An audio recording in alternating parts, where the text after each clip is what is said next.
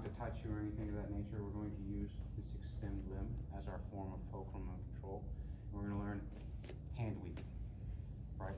It looks probably a little silly when you think about it in slow motion.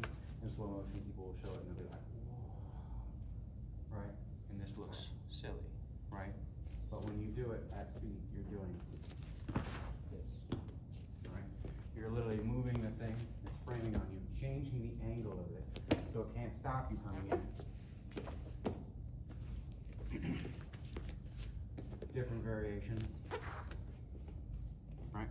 So this is just one hand fighting one hand, right? Oftentimes this is not the case, but what we're looking at is the extended limb, right? The extended limb is what we're going to look to control today. Make sense? Okay, so when a human being is reaching out or we have someone extended, right, we're going to use our hand weave, right, to get control of either some form of inside positioning or a wrapped around outside positioning. So hands out, right? If I press on the elbow, you can see it has the effect. If I take the wrist, has the effect, right? If I touch the armpit and push it, same effect. Seeing the 3 points, right? When we're looking for the arm. Us making contact with lower on the arm is more hazardous because he can really bend his arm. He bends his arm in, no contact, right? His arm is here.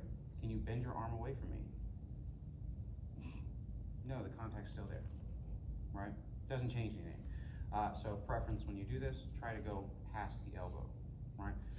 What is this? This is any type of connection where I can take my forearm, wrist. Is that making sense? All right. So we're looking to make some type of connection with our forearm or our wrist, right? And this will allow us to either circular weave in, right, or to press away. Now, note, I'm only doing this with one hand. This works the same way, but you'll often have to attack the wrist with the back hand if you are leaning back, like so, right? Because this is further away. For me to grab his elbow is hard, and he'll just pull away, right? Unless there's some other form of connection, right? But I could always just come here. Tracking so far. This is all just about a grip fight so far, right? So you're gonna do that arm weave, just like so, right? Arm weave, just like so.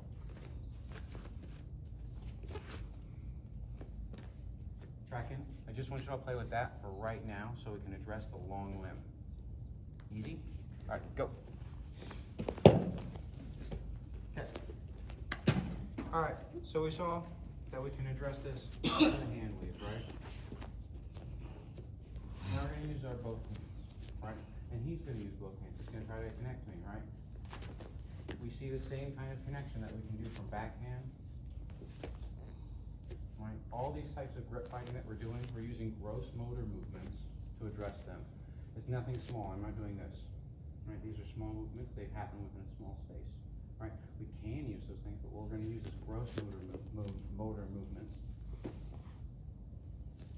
Big motions, right? And when we get better at it, they can happen in smaller spaces. Make sense? Okay. So we're going to break kinds of connection and establish connection, right? So I just want him to use both hands to try to stay connected to me, and I'm going to use both hands to get connected to him. Make sense? So you're going to do the grip fight. However y'all choose to do it is up to you. Right, this is the first skill we're going to learn today. And you'll find that not allowing people to take grips is oftentimes the best way to beat a grip fight, right? If he goes to connect me and I just deny him, his ability to grab me is less. He keeps trying to grab me, and I get grips. I control the space. Okay? So that's what I want you to work, is to work the ability to deny and establish grips. Tracking? All right. Deal with the long first, then go to the short. Something very similar to the feet. He's going to try to play guard. He's going to try to stop me from passing.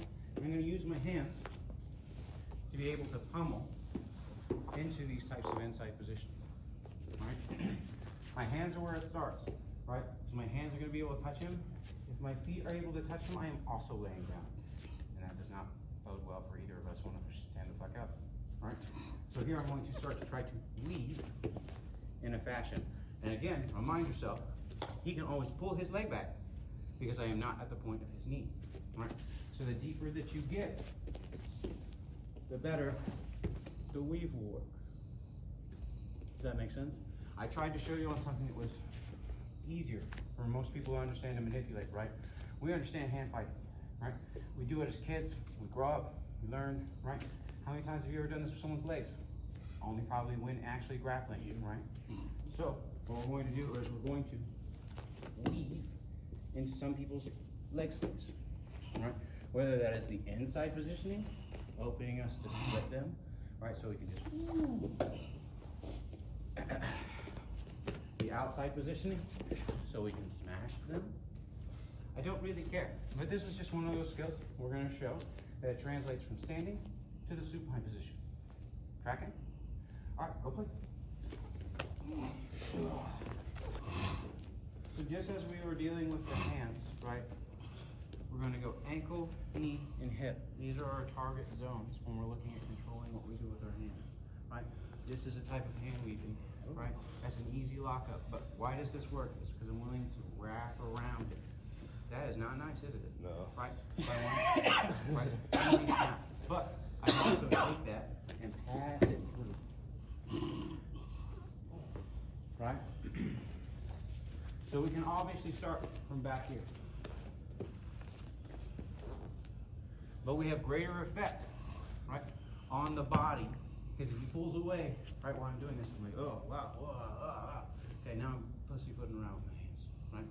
I don't need to do that. The deeper I get, he could try to pull away. Makes sense? Okay, and yet again, the deeper I get, move your leg around. Right? That's deep. Right? And we look at this right here. Right?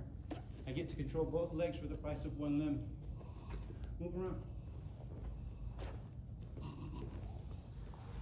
Both legs, price of one limb.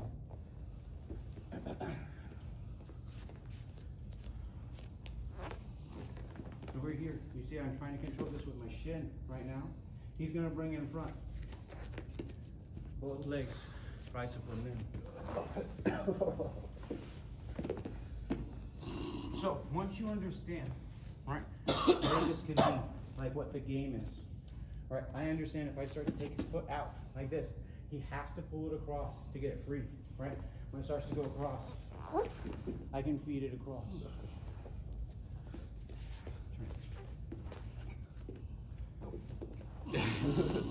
Right, so we can see the angle where the knee is pointed is where the leg has to actually travel.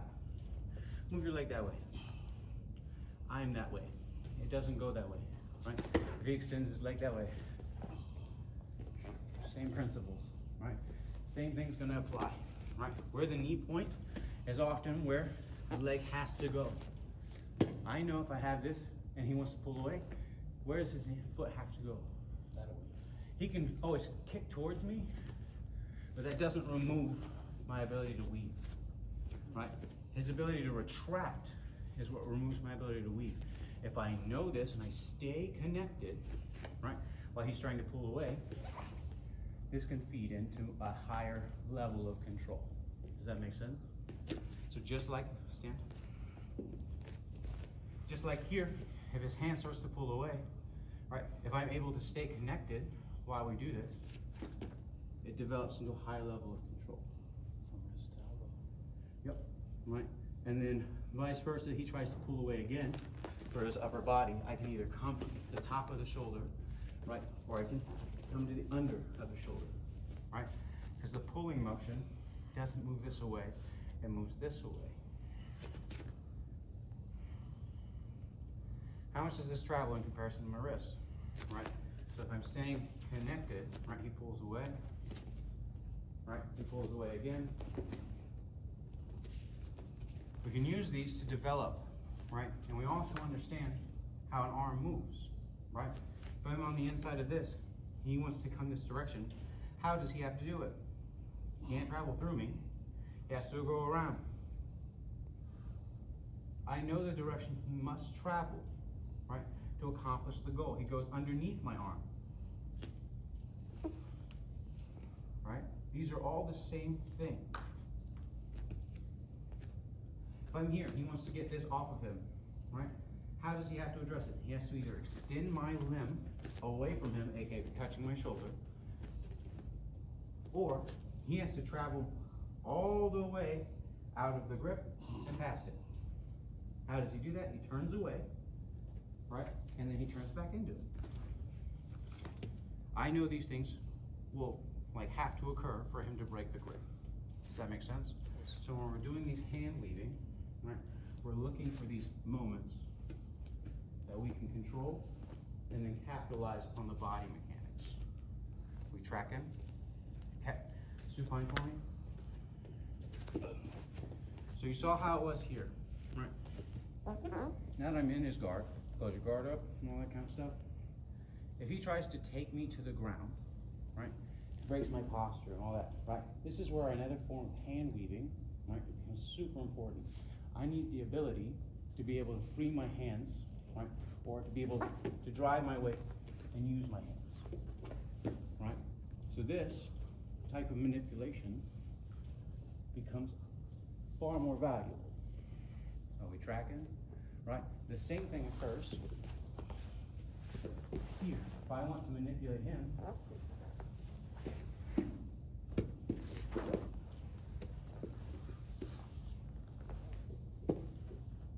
these are all just different types of hand moves. You see how I'm actively using my hands to weave him and move him around at key points. Not necessarily the wrist, but if I can get the wrist, cool, right? It means if I'm getting the wrist in the short, it means I'm very strong. Most of the time won't happen, right? We're looking for elbows and shoulders and the neck. We tracking so far? Any questions? I understand this is very vague. We're trying to get somewhere, I promise. It makes sense. Go play. All right, I promise we're gonna get somewhere. Okay, so we've seen how we can manipulate and use these types of things so we can weave in, right? Well, we can also use this to isolate limbs easier, right? When I'm coming in, right, he's always going to try to either close, like if you were going live, what are you trying to actually do? He's trying to turn into me, keep that pressure, right? My ability to do this has nullified not only his power. Did you feel very powerful like that? No. Right? But all I did was weave in, cause some type of extension in this space, right? And I've also affected his ability, right, to turn away from me. So he really only has the power to turn into me. So he starts to turn into me. This is where our power of our hand weaves come in. Right? Do you feel very powerful like this? No, I bet you don't. Right? We're going to try to establish some form of cross-body control. Right? Some form of cross-body control or extension on a human. Right? So when we're hand weaving, like so, I'm looking for cross-body, right? Or this extension, like so, or if I can get max compression. Compression is a harder concept, in my personal opinion, but if you can achieve it, it's a powerful thing, right? Probably not as versatile in hand weaving, right? Because you're just going for submissions then, if that makes sense. This is a type of form of compression, right? Yeah, right. Form of compression, right? I think it's less valuable in the context of what we're talking about. What I'm doing for these hand weaving is still targeting the same things, looking for extension, and then to establish some form of cross body. This applies with the same thing on the lower body, looking for some type of extension or cross body. Does that make sense? All right, so I want to use these weaves to break alignment, right? His spine wants to stay as straight as possible. I want it to be as twisted as possible. I don't care if it's straight, I want it twisted. Make sense? So how do I achieve that? Twisted spine. You feel very powerful now. No. You feel powerful. No. So this is all I want you to get to. Is use your arm weaves to end up in a position where you're cross-body or full extending someone and form some kind of misalignment of the spine. Preferably a twist. I don't mind an arch, because an arch is the same concept, right? You see how his body is now no longer straight, as it's forming a C slightly, right? And I can make it go more so that way, but then he starts to turn, causing back explosion. So, C's are fine, twisted is better, but that's what we're looking for. Make sense? Questions? All right, go play. You can do all this with your hands. Guard, right? So we're gonna do all this with our feet.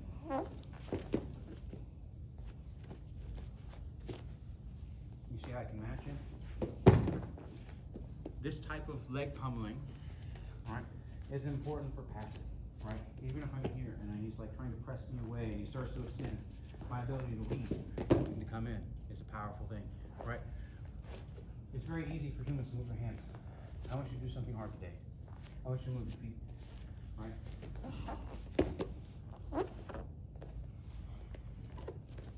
And this is just feet to feet, right? You can do this with feet to hands, right?